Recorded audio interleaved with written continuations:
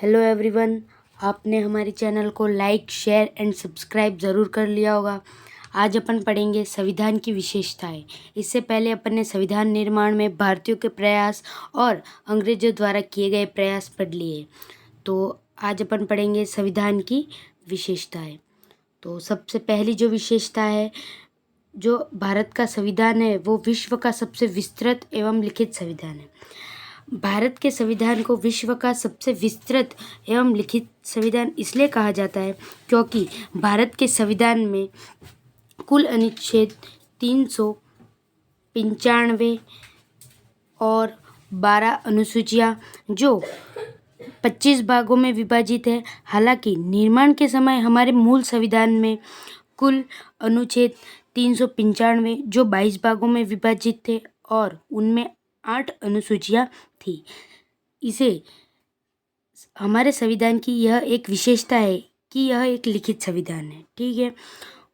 उसके बाद जो दूसरी विशेषता है, यह विभिन्न देशों के संविधान का मिश्रित संविधान है। ऐसा इसलिए कहा गया है क्योंकि भारत के संविधान में जो बहुत सारी चीज़ें हैं वो अन्य देशों से ली गई है। जैसे ब्रिटेन से जो लिया गया है वो है विधि के समक्ष समानता और विधि का शासन, संसदीय शासन प्रणाली। ये जो चीज़ें हैं वो ब्रिटेन से ली गई है।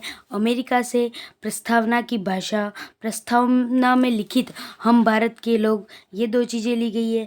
आयरलैंड से राष्ट्रपति के निर्वाचन की प्रक्रिया, ऑस्ट्रेलिया से समवर्ती सूची, प्रस्तावना की भाषा शैली और भावना, फ्रांस से गणतंत्र शब्द, स्वतंत्रता, समानता, बंधुता जैसे शब्द लिए गए हैं, जिस कारण इसे विभिन्न देशों का मिश्रित संविधान कहा जाता है। ठीक है। जो तीसरी विशेषता है वो है कठोर व लचीलेपन का मिश्रण।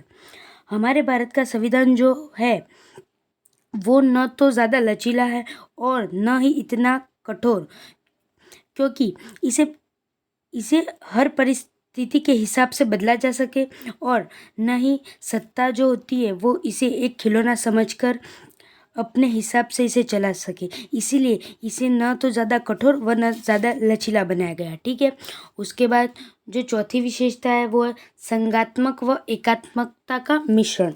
ऐसा इसीलिए कहा गया है क्योंकि इस प्रकार के राज्यों की शक्तियों को कम करते हुए सभी नीतियाँ केंद्र सरकार के पक्ष में झुकी है और राज्य केंद्र द्वारा निर्धारित नीतियों के अनुसार ही कार्य करने को बाध्य होता है। ठीक है। भारतीय जो संविधान है वो अपने स्वरूप में तो संघीय है किंतु आत्मिक रूप से एकात्मक है। इसीलिए भारत को अर्धसंघात्मक राज्य भी कहा जाता है। ठीक है। इसकी जो 5वीं विशेषता है वो है स्वतंत्र एवं निष्पक्ष न्यायपालिका। ठीक है। जो भारत का जो संविधान है वो निष्पक्ष न्याय के लिए न्यायपालिका की स्वतंत्रता महत्वपूर्ण है। ठीक है। न्यायपालिका की स्वतंत्रता का अर्थ है कि न्यायाधीश स्वतंत्र एवं निष्पक्ष और निडर होकर अपना न्याय जो है वो सुनाए। न्यायाधीश निष्पक्षता से न्याय तभी कर सकते हैं जब उन पर किसी प्रकार का दबाव न हो। ठीक है। न्यायपालिका विधानमंडल तथा कार्यपालिका के अधीन नहीं होनी चाहिए। ये जो है वो 5वीं विशेषता है। जो 6ठी विशेषता है वो मौलिक अधिकार। अपने भारत में इसे भी एक विशेषता मानी जाती है। यह अमेरिका से लिया गया है। जो मौलिक अधिकार है वो व्यक्ति के पूर्ण विकास के लिए मौलिक अधिकारों की परम आवश्यकता होती है। ठीक है। इसमें कई प्रकार की समानता, स्वतंत्रता, पूर्ण वयस्क मताधिकार आदि दिए गए हैं। ठीक है। जो 7वीं विशेषता है वो नीति निर्देशक तत्व। राज्य अपनी नीति निर्देशक सिद्धांत सरकार के एक प्रकार के आदर्श या हिदायतें हैं जिन पर चलना इसलिए आवश्यक है ताकि भारत में कल्याणकारी राज्य की स्थापना हो सके। इसे कोर्ट के द्वारा लागू नहीं करवाया जा सकता। ठीक है। जो उसके बाद जो 7वीं विशेषता है वो मौलिक कर्तव्य। ये जो मौलिक कर्तव्य है वो रूस से लिया गया है। ठीक है। कहाँ से लिया गया है? रूस से। यह मूल संविधान में तो नहीं था लेकिन इसे बाद में जोड़ा गया है। ठीक है। मौलिक कर्तव्य जो है ना वो किसके द्वारा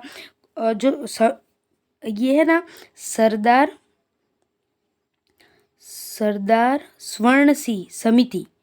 कौन सी समिति? सरदार स्वर्ण सिंह समिति की सिफारिश पर इसे भारत के संविधान में जोड़ा गया है। ठीक है, उसके बाद जो 9वीं विशेषता है वो है संसदीय स्वरूप। ठीक है, वो कैसे, ये जो संसदीय स्वरूप है वो ब्रिटेन से लिया गया है। ठीक है, जो संसदीय प्रणाली जो है वो सरकार का वह रूप है जिसमें सरकार की कार्यकारी और विधायी शाखाएं जुड़ी हुई होती है।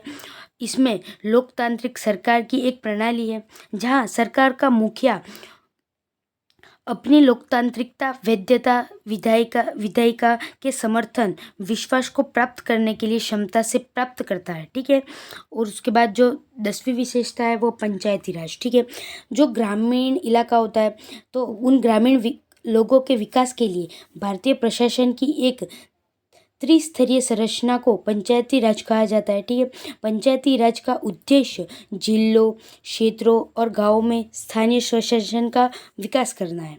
ये तो हो गई अपनी 10वीं विशेषता। उसके बाद जो 11वीं विशेषता है वो है सहकारी संस्थाएं।